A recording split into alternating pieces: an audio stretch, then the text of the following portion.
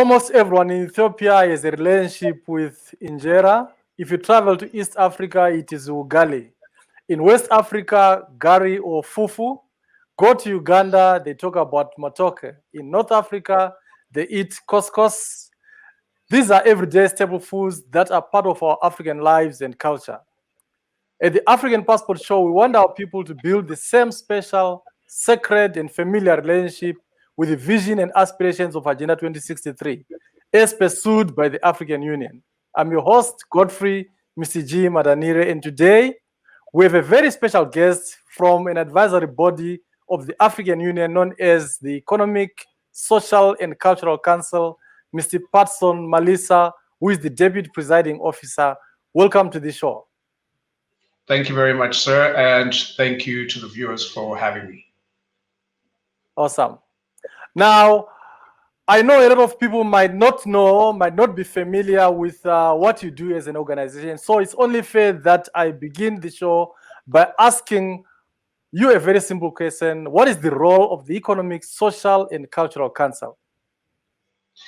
Well, the Economic, Social, and Cultural Council was established by Article 5 and 22 of the Constitutive Act of the African Union, in which they called for an advisory board to be established, which will look into the policies as well as the resolutions and decisions of the African Union, both in their drafting as well as their implementation and evaluation.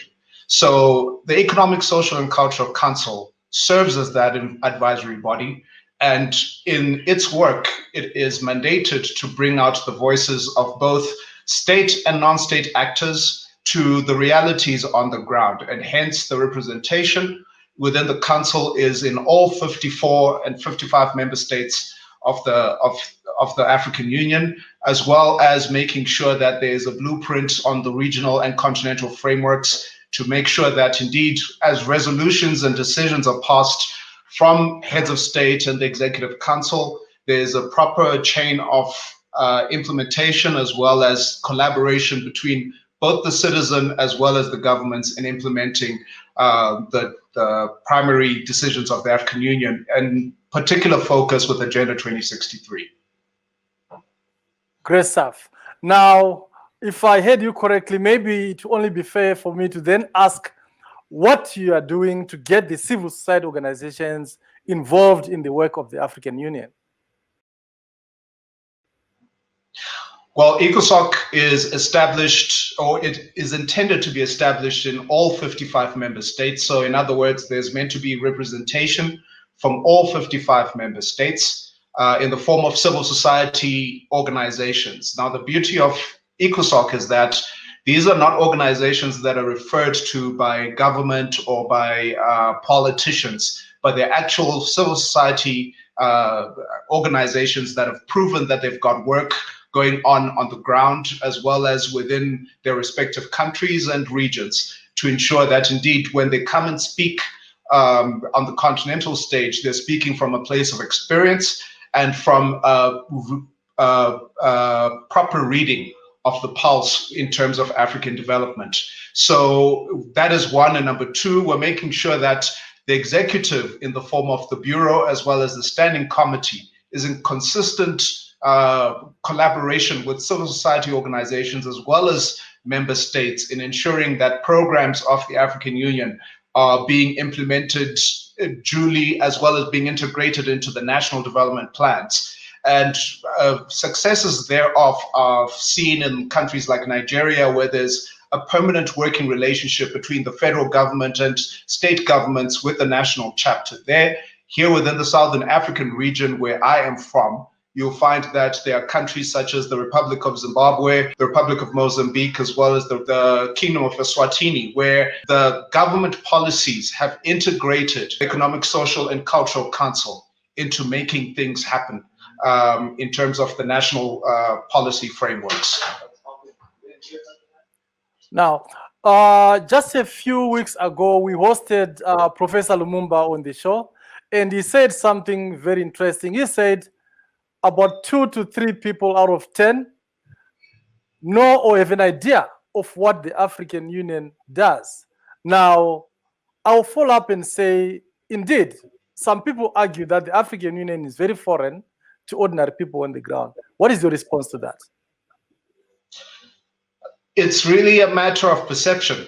At the end of the day, if you go deep down into finding out exactly where the African Union is positioned, not only from the matter of the Economic, Social, and Cultural Council, but in terms of the integrated development planning of member states, you'll find that it is difficult to put a finger on the pulse and not see a footprint of what the African Union has in terms of decisions across the board. Now, in terms of the praise, or should we say the credit going to the African Union, of course, that will be usually limited because of the fact that, you know, you're dealing in a political arena and governments need to be in touch with their constituencies. But in terms of the directions in which member states take their policies, as well as integrating the work of the African Union from a continental perspective, to putting it down to progressive political will, as well as economic and social policy, you'll find the footprint of the African Union in the progressive development, particularly over the past 20 years of its existence. Now, how are you contributing to the promotion of human rights, the rule of law, good governance, democratic principles, gender equality, and children's rights? I know you're passionate when it comes to gender equality and children's rights. Most definitely. The African Union has got a very expressive framework, particularly with regards to the promotion of human rights, as well as good governance and policy development. These are seen in the African Charter for Democracy, Elections and Governance, as well as the African Charter for Human and People's Rights. Now, these charters are particularly based on making sure that governments enact proper integration of stakeholder engagement, proper administration, good contingency plans in the process, or within the eventuality that some of the systems are found to be non-conducive, or if, for example, there's a coup, or if there is indeed a civil war, there are contingencies in place that make integration or intervention for the African Union, as well as regional bodies, to be part of the rehabilitation and the restoration of order, as well as good governance at the end of the day.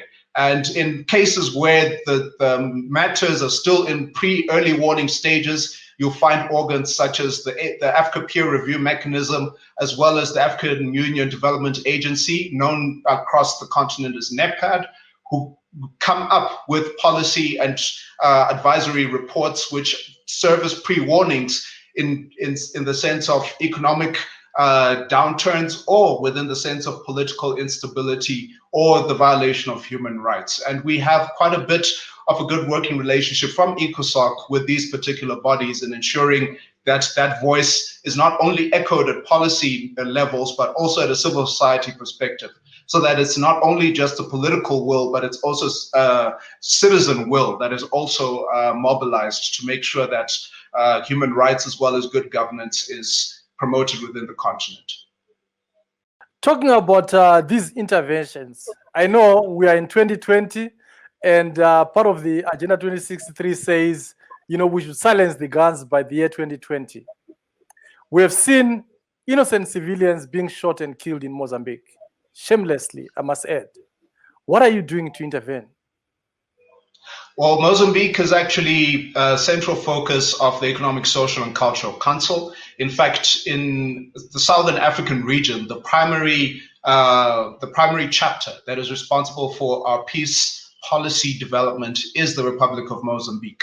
So we work extensively, and particularly with their Ministry of International Relations, their Ministry for Justice, which also goes deeper into religious affairs as well as civil society affairs. So we make sure that indeed, when issues like this rise up, we not only go behind the scenes and work extensively with government to curb the problems and highlight where the real issues are, because many of these manifestations, particularly in the public, are simply symptoms of a deeper problem. And what we as the Economic, Social and Cultural Council are mandated to do is to address the core problem. and to make sure that it's not only just focused on relieving the symptom, but also dealing with the issues that are stemming from it. You know, with example, the fact that terrorism is being inspired by economic challenges within the country, as well as the fact that there's been opposition, there's been a rift between the main opposition and the ruling party for quite some time. In fact, towards the end of the reconciliation process, ECOSOCC was the first organ of the African Union to actually go into Mozambique and participate in that peace and reconciliation process, to a point that the eventual peace treaty made sure that there is a regular consultation between the state as well as non-state actors in making sure that the peace process is integrated throughout from the top right to the bottom. Now, talking about ECOSOCC, I know you have various committees, and the African Union has various commission or technical departments, you know, like your peace and security, your political affairs. How do you ensure that these various committees work in harmony with the different commissions of the African Union, and there is no duplication of roles, as it were? See, the beauty of our work is that serving as an advisory board or as an advisory body, you cannot impose advice. So you need to have your finger on the pulse in terms of what is the demand. And usually the demand is placed on the African Union theme of the year, as well as Agenda 2063 with its programs with 10-year implementation plans, as well as the various frameworks for the different organs of the African Union. So what we then do is, in our year planning, we ensure that we have got that plan, or the overall African Union plan, within the focus and center stage of what we do. And then we integrate that into the work of the different commissions and departments of the African Union Commission, as well as invite other African Union organs to then share their perspectives on the relevant topics for that year, and ensure that indeed it is harmonious when we then give our advice and we give our recommendations to member states through the Executive Council as well as the Permanent Representative Council. We have actually had an extensive work the previous year in building up to what it is that we then submit to the heads of state. 2020 has been a very different year. In April, ECOSOCC issued out a statement calling out national chapters to join the fight against COVID-19. How was the response on the ground? See, the problem with the COVID-19 process is that it has shrunk significantly the resource mobilization capabilities of not only people on the ground, but also governments, to the point that even membership dues of the African Union are not necessarily being met. And it's not only just the African Union, but it's all multilaterals as a whole, because of the fact that most countries are in a state of emergency, and it's mostly emergency funds now that have been reserved. So we as the African Unions have, as a whole, have chosen that we use an austerity measure within ourselves as a body, and also among civil society, to bootstrap where necessary, to ensure that indeed programs can still continue from both working online, as well as making sure that the national chapters themselves have continuous dialogue on the ground. So instead of having the extensive consultations that would usually have from a person-to-person perspective, we're making use of new technologies, making use of new innovations to ensure that people on the ground can still have their voice heard. And in some places where the remote reality of villages and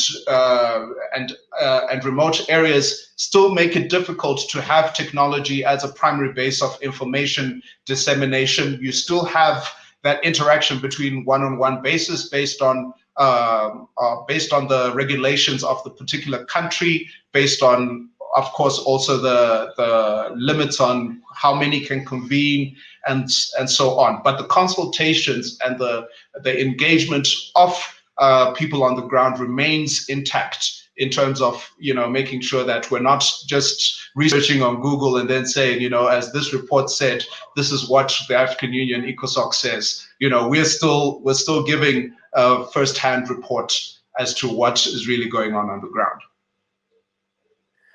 Still talking about the COVID-19 pandemic, we know the effects of COVID-19 delayed the implementation of the African Continental Free Trade Area, which was scheduled to be launched on the 1st of July 2020. How does your structure intend adding value as you work with Mr. Wamkele Mene, the Secretary General of the African Continental Free Trade Area Secretariat? Well, that particular area is meant to be addressed by two clusters within our organ. The first one being the trade and industry cluster, as well as the economic affairs clusters. Now, both of them have established frameworks from which they are to engage the office of Mr. Wamkele and make sure that indeed, as their office is getting off the ground and they're about to integrate, they have first-hand knowledge and first-hand research available for them in terms of making sure that when they address member states and they consult with them, there is indeed real-time information. And that's the role of ECOSOCC at the end of the day, is to ensure that there is always real-time information, as well as invoking the goodwill of governments and the people of the African Union in implementing African Union programs. And for some people, they say in Africa there is a culture of corruption, or some they would call it nepotism. And I don't think that's what ECOSOCC would want to hear. What are you doing to make sure we get rid of such a culture, if there's anything like that? You see, corruption is a human nature. You see it with your children. When you have two boys or two girls and you give them one chocolate and you put it on the table and say, no one should eat this, one of two things can happen. Either one of them decides he or she's going to have it for themselves, or they're going to share it amongst each other and they're just going to keep quiet and say, look, we don't know what happened. So it's a natural element. The question now is, how do we curb the impact of corruption on the economic and social development of our countries? And that has been the main issue within the African continent, where the corruption actually is an impediment to the social and economic development of the countries, because service delivery is basically diminished to a very significant level, and people are not getting their lives bettered because of that. So we at ECOSOCC are encouraging amongst member states the benefit of having a productive and prosperous society. At the end of the day, we're looking for a peaceful and prosperous African Union. And in doing that, it becomes a lot more easier and a lot more fruitful for any policymaker or any person in private sector to reap better benefits without having to steal underhandedly. Because when there's much more resources, there's much more incentive, there's much more reason for people to be rewarded for just labor. But when there's scarcity in resources, and this being implemented and being exacerbated by corruption, it becomes a lot more difficult for people to find motivation for them to do a good job. And therefore, it is within the spirit of good service delivery based on the charters and the protocols that member states have agreed to, that we say the reward in doing good is a lot more better than the reward in simply being underhanded and carrying on the culture of the child who only sees the one chocolate. Rather, let's create more chocolates, make it easier for everyone to benefit, and let it be done on a legal space. And other organs who are supporting this are the African Advisory Board on Corruption, as well as other elements within the Commission of the African Union. And I think this is a good trajectory. It's a long road still, but at least in implementing that principle of saying there's a lot more good in doing good than in simply creating the appearance of doing good. That's a very important factor in African development today. Yes, I know there is the sixth region of the African Union, which is the diaspora community, and I know you have a relationship with the Citizens and Diaspora Directorate. How are you working with them to make sure they achieve their goals? In fact, the Citizen and Diaspora Organization has worked as a parent secretariat for the African Union Economic, Social, and Cultural Council since its inception. So we have actually integrated our programs in terms of not only working within the continent, but also in the diaspora. And to the effect that most, if not all of our work with the diaspora is actually headed by the Citizens and Diaspora Organization. And we simply facilitate the technical and advisory framework that then makes their job a lot more easier and a lot more effective. And we're working together with them to actually of the working relationship between the African Union as well as the diaspora network, as per the Executive Council decision that was passed a few years ago, mandating both CEDAW as well as ECOSOCC in managing this particular endeavor. All right. Now, looking at the 7 aspirations of Agenda 2063 as a whole. Now, as ECOSOCC, when you look at how we're performing, are you happy? Do you think we're on track? Are we behind schedule? Or you think we still need to do a lot of work to catch up? I think particularly in the elements of creating a secure and prosperous Africa, I think this is an element that is going to take some time.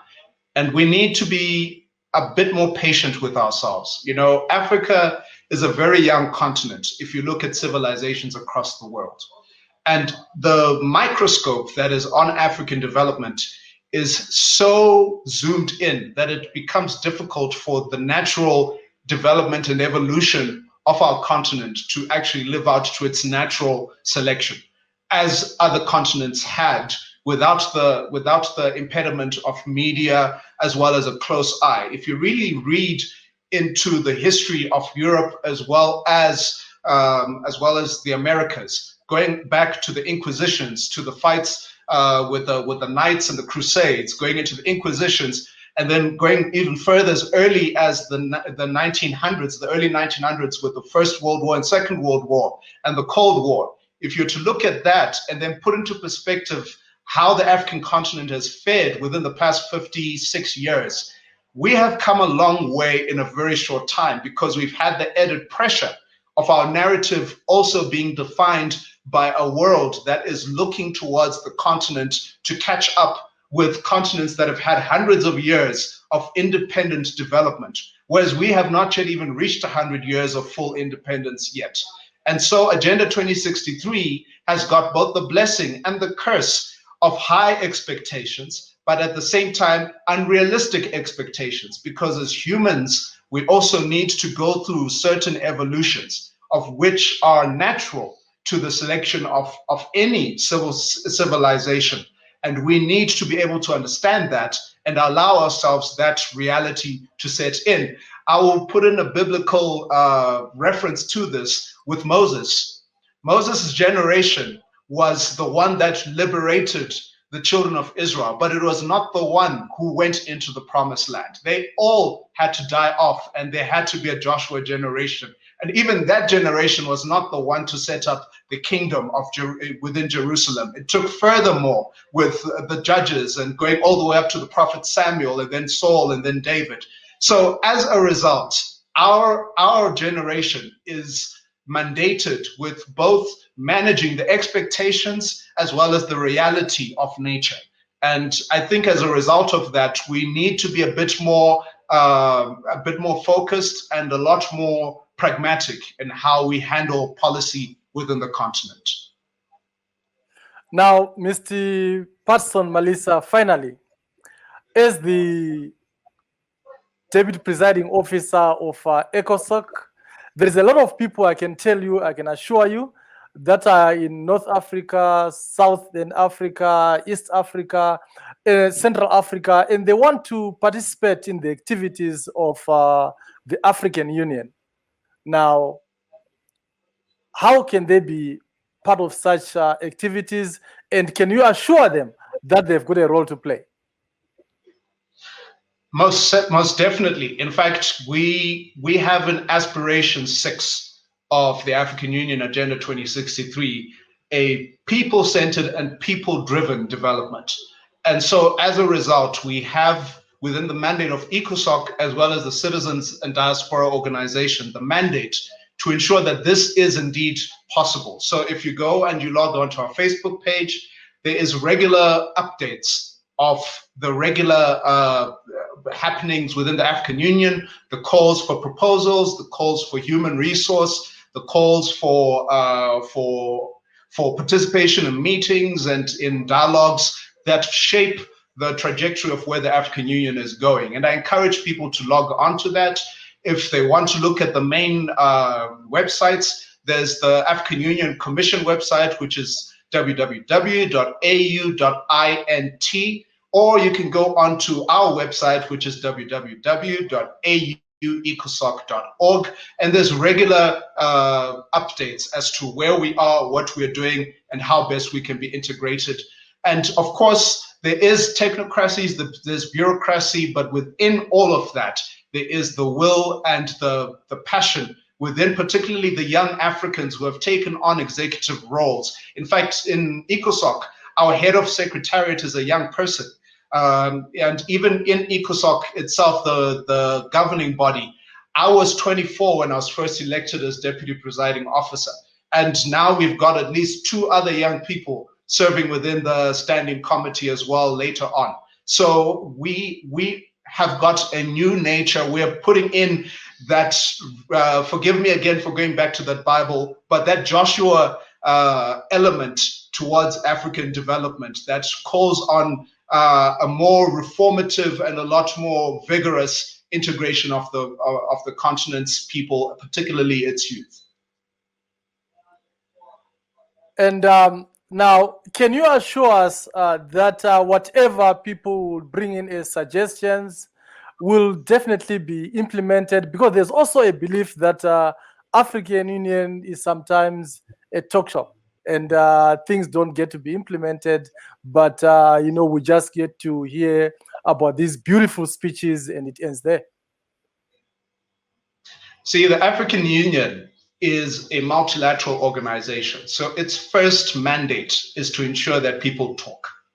And in talking and exhausting the topics, they can allow for an integrated and a better understanding of one another's plights. Now, in terms of implementing, it is not up to the African Union Secretariat alone to implement this. It is up to governments, it is up to civil society, and it is up to the ordinary citizen to make the effort to join within the efforts of the African Union. Yes, our infrastructure is still not as effective as it should be because we're servicing 55 member states, and many of them not having the necessary infrastructure to have real-time consultation and development implementation. But it starts with one.